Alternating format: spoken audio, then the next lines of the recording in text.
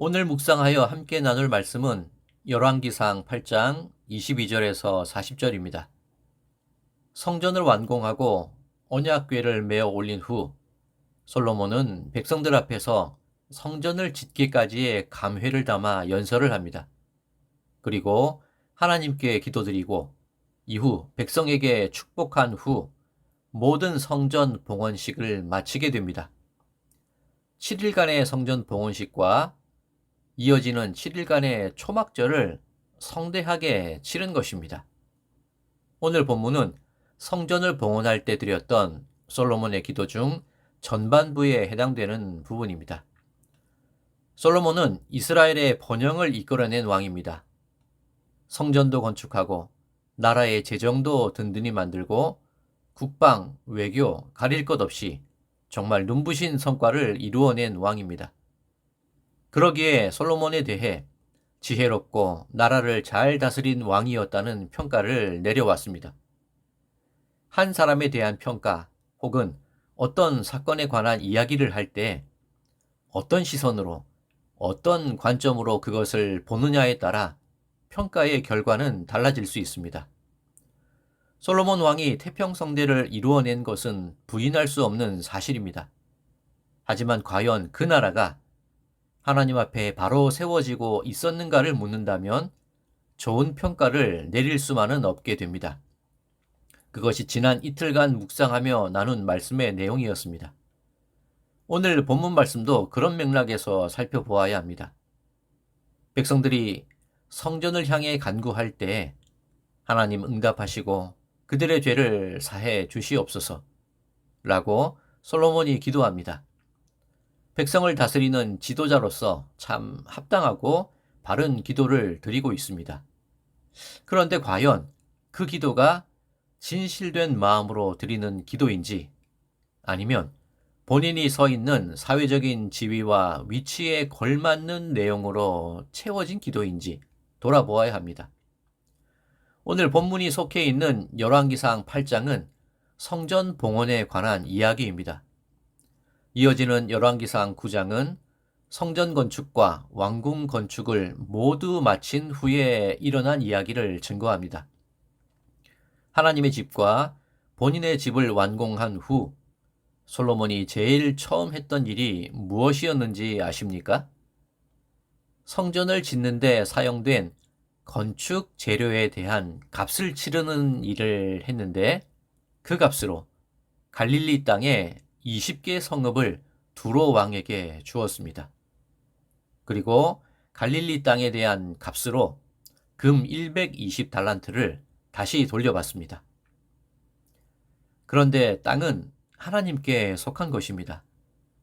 약속으로 주어진 것이 땅이기에 하나님은 그것을 아주 남에게 팔지 못하게 하셨습니다.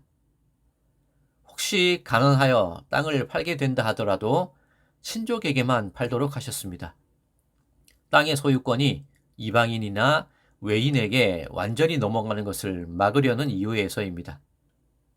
그렇게 판 땅이라 할지라도 희년이 되면 처음 소유주에게 다시 돌려주어야 합니다. 이것이 땅에 대한 하나님의 명령입니다. 그런데 솔로몬은 건축 재료 값으로 갈릴리를 이방 왕에게 팔아버리고 맙니다. 이렇게 지어진 성전을 하나님께서 기뻐하셨을까요? 이스라엘 사람들은 갈릴리를 이방의 갈릴리라고 부르며 무시했습니다. 이방의 피가 섞이고 우상 숭배가 가득한 지역이라며 천대했습니다. 그런 아픔이 바로 솔로몬으로부터 시작되고 있습니다. 솔로몬 하면 제일 먼저 떠오르는 것이 그의 지혜로운 재판입니다. 한 아이를 놓고 두 여인이 서로 본인이 진짜 어머니라고 주장합니다. 증거도 없고 증인도 없는 사건입니다. 솔로몬은 날카롭고 예리한 판결을 내려 진짜 어머니를 가려냅니다. 앞서 말씀을 시작할 때 한 사람에 대한 평가 혹은 어떤 사건에 대한 이야기를 할 때에 어떤 시선으로 보느냐에 따라 달리 보인다고 말씀을 드렸지요.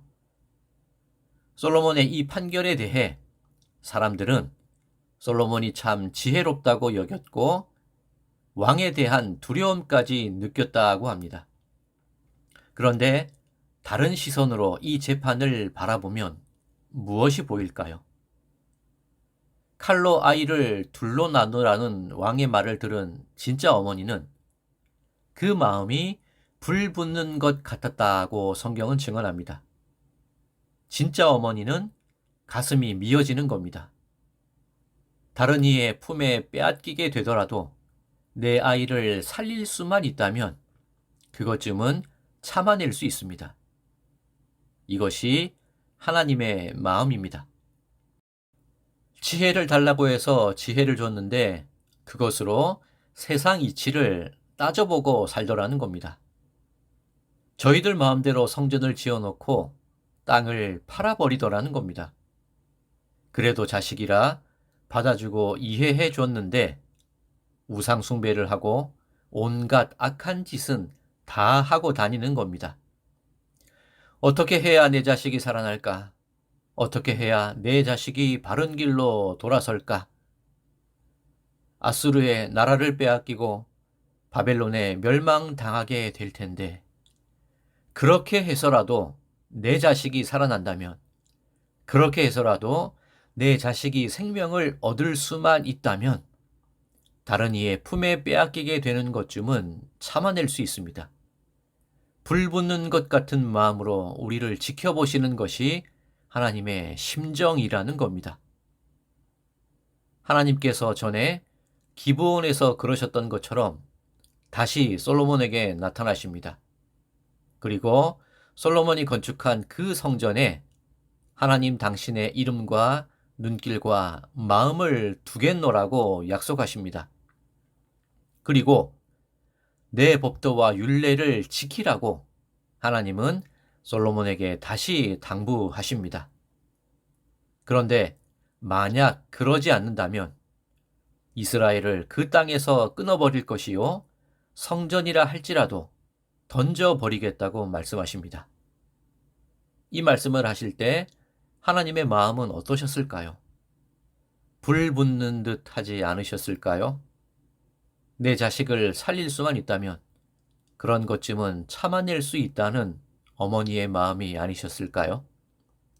그러니 기다리고 또 기다리고 참고 또 참으셔서 마침내 독생자까지 아낌없이 내어주시는 데까지 이르셨던 것이 아닐까요? 사랑하는 성도 여러분, 어떤 시선으로 여러분에게 되어지는 일들을 바라보고 계십니까? 넉넉하고 풍성하니 그것이 복이요, 모자르고 부족하니 그것이 화라고 생각하십니까? 넉넉함 속에도 복이 있고 화가 있습니다. 모자름 속에도 화가 있고 복이 있기도 합니다. 우리가 그것을 어떤 눈으로 바라보느냐? 과연 이것이 하나님의 마음인가를 분별할 수 있는 참된 시선이 우리에게 필요한 줄 믿습니다.